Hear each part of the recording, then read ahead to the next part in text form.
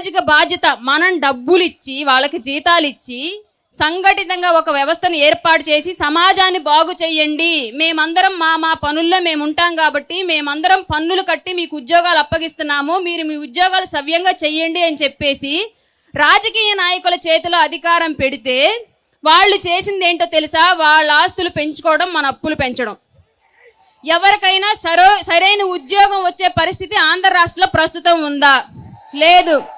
మరి ఎంతో మంది వాళ్ళ ఉద్యోగాన్ని వాళ్ళు సవ్యంగా నెరవేరుస్తూ ఉంటే రాజకీయ నాయకులకు మాత్రమే ఎందుకు మనం విగ్రహాలు పెడుతున్నాం? వాళ్ళు ఉద్యోగులే కదా, మనందరం వాళ్ళకు ఒక అవకాశం, ఉద్యోగాన్ని అప్పచెప్పి వాళ్ళ కుటుంబాలని బాగు చేసడానికి మనం ఒక అవకాశం కల్పించాం. కానీ వాళ్ళు ఏదో వాళ్ళ సొంత డబ్బులతో చేసినట్లుగా ఎందుకు వాళ్ళకి విగ్రహాలు పెట్టి మన వీధుల్లో వాళ్ళ మొహాలను రోజు మనకు రుద్దుతున్నారు? వాళ్ళు ఏమైనా పరమాత్ముల పైనుంచి దిగొచ్చారా? లేదా వాళ్ళ ఆస్తులు ఏమైనా మనకు పెట్టారా?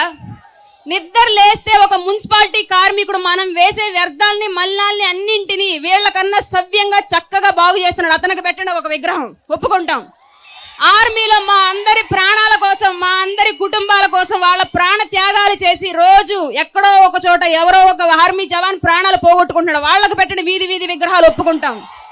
వీళ్ళు ఏం చేశారని వీళ్ళ విగ్రహాలు మనకి అంటే, వీళ్ళు ఒక కుల వ్యవస్థను ఏర్పాటు చేసుకుని వీళ్ళ కుటుంబాలని వ్యాపారవేత్తలుగా రాజకీయంగా అన్ని విధాలుగా ఎదిగి ఒక ఊర్లో ఒక బలమైన సామాజిక వర్గంగా వీళ్ళే ఎదిగి వీళ్ళు మహానాయకులు అని చెప్తే మనంతా ఒప్పుకోవాలా?